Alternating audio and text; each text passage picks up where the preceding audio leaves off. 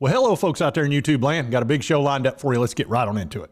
All right, got done playing golf today. It was perfect weather for it. You don't get that many opportunities this time of year, but I've been sitting here looking at this Cincinnati situation, and I think it's coming down to two guys. Now, I could be wrong. There could be more that they might be seriously considering, but the Deion or Alex Golesh situation, I think it's coming down to those two guys because those would be two really good hires for various reasons. Now, Deion brings the big splash. He's a great recruiter, obviously. He's been super successful at Jackson State, and he's got that big, giant name. But Alex Golesh has been the offensive coordinator for the #1 offense in the country. And that offense is very exciting, and everybody's excited about it. And there are very few people that would not love to have that for their college team. So Alex Golesh is going to be a hot commodity for a while. Now, whether he gets his Cincinnati job or not, I don't know. They might go Deion. They might go with somebody else. It's hard to say. But I tell you what, these are two very interesting hires right here. I mean, it's hard to pick which one you would pick. It really is difficult. Now, Alex is a finalist for the Broyles Award, which is presented to the top assistant coach in the country by a selection committee, and he might very well win it. David Cutcliffe actually was a finalist back in '97 before he won it in '98, and Cutcliffe was a great offensive coordinator. Man, he was good. Man, there's a picture you don't see very often. There's Johnny and Phil. Man. And that's back when Phil was the offensive coordinator for Johnny back in the day. He was a darn good one, too. And it says recognition for this award is usually synonymous with career advancement. And, at some point, Alex Golesh is going to be a head coach somewhere. I don't know if it's going to be this year or not. Now, selfishly, I would like him to stay another year, but I don't see him making it past next year. I really don't, if he stays at all. Now, it says here the coaching carousel is in full swing, and Golesh is going to be a hot commodity for a lot of different positions, but he needs to be patient and wait for a good one. This Cincinnati vacancy is a very interesting one. I don't know if he'll get the offer or not, but it would be a darn good one.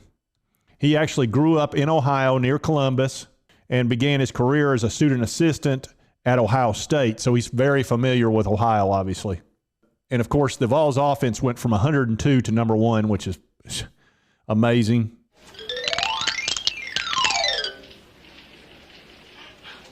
I mean, think about going from 102 to #1. That's just shocking. Now, there's a lot of talk about primetime going to Cincinnati. That would probably be a good spot for him.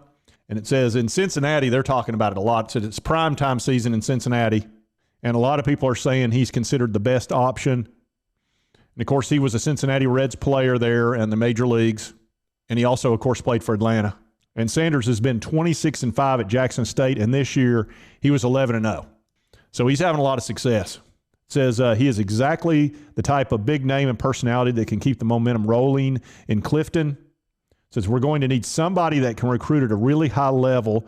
Cincinnati Athletic Director John Cunningham said on Sunday, we're going to need somebody that understands the NIL space and fully grasp it. So that's going to be really, really important. We're going to need somebody that can build a tremendous staff and somebody that understands the level of play and the dynamic offenses and defenses that you're going to see in the Big 12. It says Sanders checks all that criteria and has built an impressive staff. And the Pro Football Hall of Famer has signed 6 4-star talents over the last 2 years, which is awesome at Jackson State. That's amazing. And he got the #1 player in the country, too. And he also signed a 5-star cornerback. We need a 5-star cornerback. And he's actually been offered the job at Colorado. And Deion Sanders has actually confirmed that. And he said, and they're not the only ones that have offered in the Power 5. It said Deion told reporters on Monday that the University of Colorado has offered him its head coaching position. He also said that other schools have expressed interest in his coaching services. And his quote is, the report is true, and they're not the only ones, Sanders said on teleconference. I'd be a liar if I told you they didn't. You know they did. I know they did, so it is what it is. He declined to elaborate on who else had reached out. I'm assuming Cincinnati's one of them. And Travis Hunter was the #1 prospect that he got to Jackson State. So, I mean, the guy can clearly recruit. So who's it going to be? Now, there's others that could be a possibility to go to Cincinnati. I've even heard talk of Urban Meyer because Urban's from Ohio. But it could be one of their assistant coaches there. I doubt that, though. Cincinnati's kind of become a big deal. So they can probably pick and choose right now. Ew, get off of me. Ugh, as if. You know, getting the #1 offensive coordinator in the country, which is Alex, would be a good fit for them. Like I say, selfishly, I hope that he stays one more year and he might even get a better. Well, I don't know. Cincinnati, that's an awful good school to go to. That's tough. But Deion, they're probably, man, this is tough. It really is. Because if I was making the decision, it would be tough. Because I'd be going, okay, if I get Alex, I'm going to get this great offense that everybody loves. It's super exciting, fun to watch. I mean, it's the Mac Daddy.